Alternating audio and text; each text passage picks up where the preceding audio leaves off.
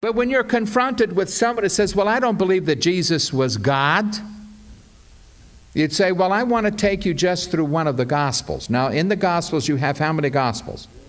4. Matthew answers the question, what did Jesus say? So the majority of Matthew is a summary of his speeches. Mark answers the question, what did Jesus do? They skipped the speeches, skipped the genealogies. He healed somebody, and then straightway, Athus, he went and raised someone from the dead, then he chased the demon out. It's action, man. What did he do? Luke answers the question, who followed him? Thus it is Luke who tells us all the little biographical tidbits. I love those stories about the old people, There, Simeon and Anna in the temple. Nobody else tells you those sweet stories. I love them old people loving Jesus. It just gets me. But what question does John answer? Who is he? We've seen what he said, what he did, and who'd follow. Well, who in the world was he? Thus, it is John's gospel that is unique in giving us the I ams. They're not found in the other gospel writers. John is selecting out of the life and teachings of Jesus material that proves that he was God. And from chapter 1 all the way through to the end, he is maintaining that we must understand that Jesus was not simply a rabbi, not simply a prophet, not simply a nice guy. He was deity in human form. Now, I want you to be able to write in your Bible so you now have a chain of verses. You begin with John 1:1. In the beginning, that phrase in Greek is the same as found in the Greek version of the Old Testament in Genesis 1:1. Without a doubt, no question, no scholar doubts it. John was saying when the creation event happened. I translate it when the beginning began, and the word beginning with a capital B, because there was nothing that existed before this beginning but God. When the beginning began, the Word already was. The word was is in the tense that indicates the Word, the Logos, was in existence before the creation of the universe. Now it becomes very, very easy. The Word was in eternity and not in space and time. If the Word existed before the creation, then ipso facto, the Word cannot be part of the creation. It does not say when the beginning began, the Word began. The Word was created. The Word was made. It says the Word already was when the beginning began. And the Word before the beginning began was in a face-to-face relationship with God. And we know from further down in the passage, verse 18, God the Father. So here in Johannine thought, he's saying, listen, you must understand that the Word is eternal and existed from all eternity. It did not come into existence at the creation. It already was. And the Word was in an intimate relationship with the Father before the universe was created. And the Word was, as to His own nature, God as well.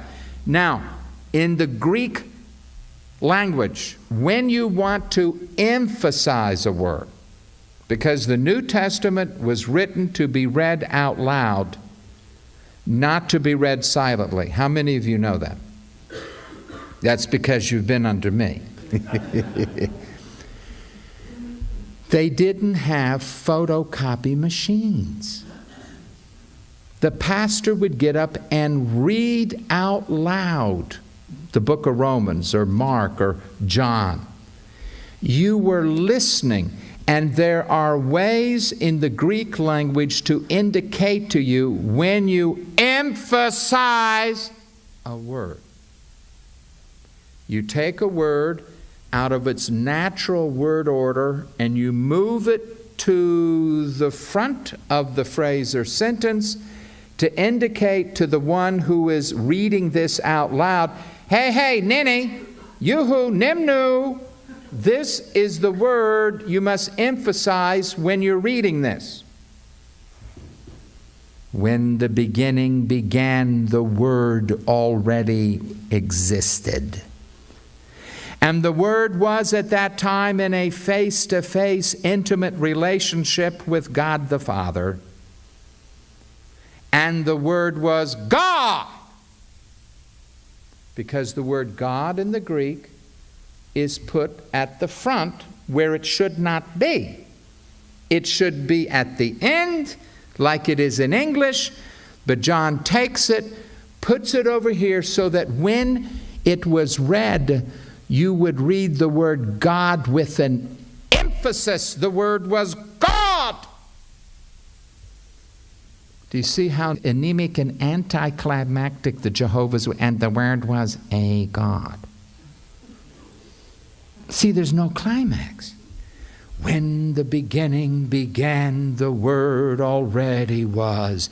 And the Word was in a face-to-face relationship with God. And the Word was God.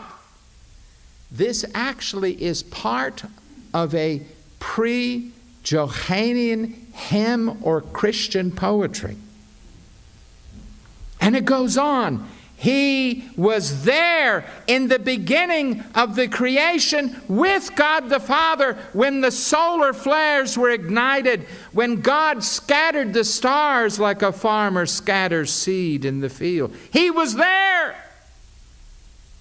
He was there when God flung out comets. He was there when He made the universe in orbits like they were yo-yos. He was there when man was created. He was there when the world and all of its creatures. But more than simply being there when creation took place, all things came into being through His agency. By Him, through Him, meaning He did it. Well, then who ignited? Who took out his bick and flicked the bick and started those suns? Who spit out comets and like spitballs? Who's keeping all the planets in their orbits? The Word created the universe. There was nothing that came into existence except through Him, and apart from Him, nothing came into being that has come into being. Then ipso facto, He can't be a created thing that came into being. Impossibile. Anyone who denies it, you must use the Latin imbecile.